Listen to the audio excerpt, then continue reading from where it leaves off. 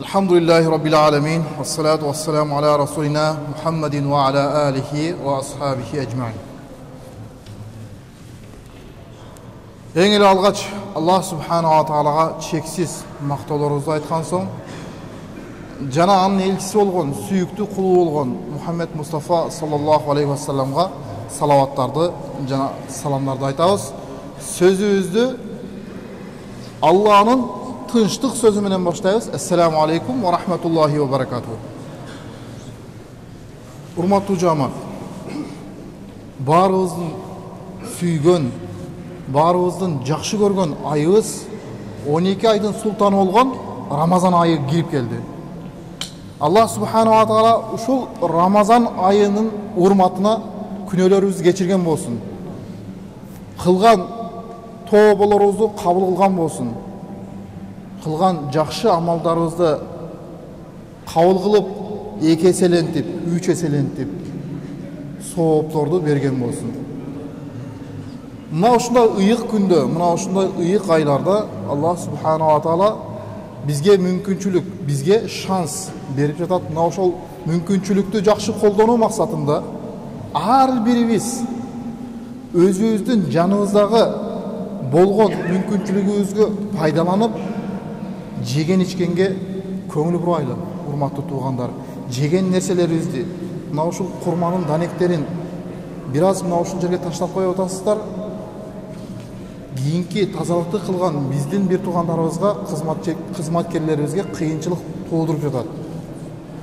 Мусулман кандай адам болуш керек деген суроого келе турган болсок, мусулман колу менен дагы, сөзү менен дагы, кылган иш аракети менен дагы башка бирөөгө зыян келтирбей турган адам болуш керек.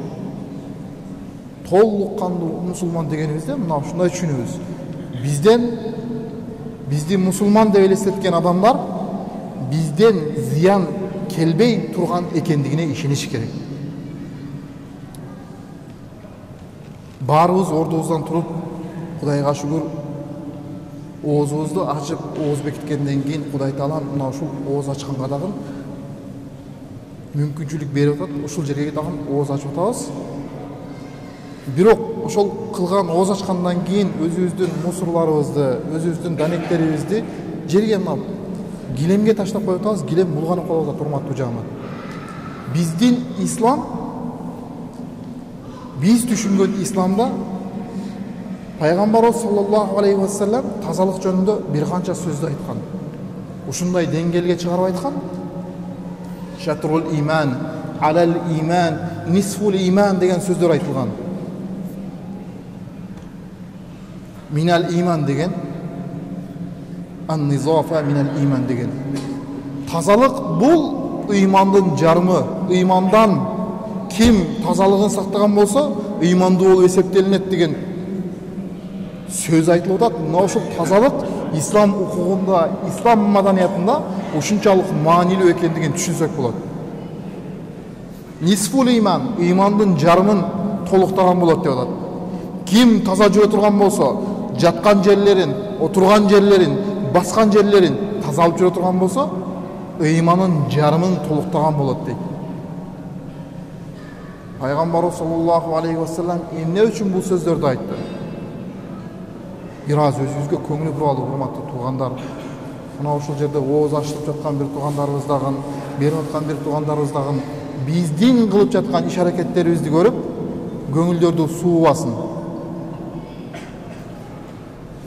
Биз мусулман болгондон кийин жүрүшүбүз менен, турушубуз менен, кыймыл аракетибиз менен башкаларга үлгү боло ала турган болушубуз керек.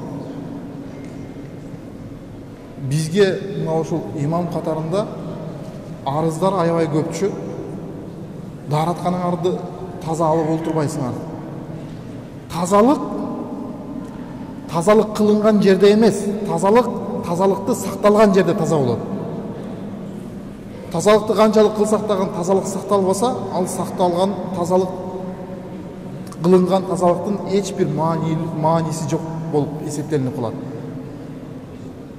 Келиңиздер, урматтуу бир туугандар, ушундай улуу күндө, ушундай улуу айда Аллах субханала тааланын берген мүмкүнчүлүктөр жакшы пайдаланалы, жакшы нерселерге коротолу убактыбызды биз туруп кеткенден кийин аркабыздан башка бирөө бизге жаман сөз айта турганчалык бир из таштабайлы. Жакшы бир из таштайлы, ал дагы башка адамдарга пайда бере турган, башка адамдар бизден үлгү ала турган деңгээлчилик болуш керек. Ошол эле учурда пайгамбарыбыздын сүйлөгөн сөздөрүндөгү бир эле сөздөргө көңүл, тазалык деген сөздөрүнө көңүл бура турган болсок, тазалыктын үстүндө жүргөн адам ыймандын жарымы болот деп айтты, ыймандан болот деп айтты, ыймандын өзү болот деп айтты. Бул сөздөр эмне үчүн маанилүү болгондугун түшүнүп атабызбы? Менин сүйлөгөн үндөрүм сиздерге жакшы эле жетип атабы? Түшүнүлүп атабы менин сүйлөгөн сөздөрүм? Андай эмесе келгиле бир туугандар. Агаларым, аталарым, инилерим, досторум, бул нерселерди кылбайлы. Азыр эле сиздердин алдыңыздарда ушул мечиттин тазалыгын караган биздин бир тууганыбыз эмне деди? Бир эскертип койсоңуз, ушул нерселерди айтып койсоңуз, финиктердин данектерин ушул жерге таштап коюп атышат, курманын данектерин ушул жерге таштап коюп атышат, алып кетпей атышат. Чөнтөгүңүзгө салып алыңыз, сыртка чыкканда мусор таштала турган жерге таштап койсоңуз эч нерсе болбойт. Тартипти сактайлы, урматтуу бир туугандар. Бизге ушундай нерсени Аллах субханала таала берип койду. Башка эч бир өлкөдө, Орто Азияга тиешелүү өлкөлөрдө мындай архитектурада, мындай кооз мечитибиз жок. Бул биз Аллах таала тарабынан берилген бир немат, байлык. Мына ошол байлыкты, нематты таза колдонбой турган болсок, жакшы колдонбой турган болсок, анда жоопкерчиликте болуп калабыз. Кийин бул нерсеге жооп беришибиз кыйын болуп калат, урматтуу туугандар. Сиздерден суранарыбыз, ушул нерселерге бир аз көңүл буруп койсоңуздар. Аллах субханала таала баарыбызга ыйман тавфик берсин, кылган амалдарыбызды кабыл кылган болсун, дайыма өзүнүн тууру жолунан эч качан бизди адаштырбаган болсун. Эмне тилеген ой максаттарыбыз болсо, дуаларыбыз болсо, бизге пайдалуу болгон болсо, Аллах субханала таала мына ушул Орозо айынын урматына кабыл кылган болсун. Баарыңыздардын жакшы кылган иш амалдарыңыздарга каршылык Аллах субханала таала чексиз соопторду жазган болсун.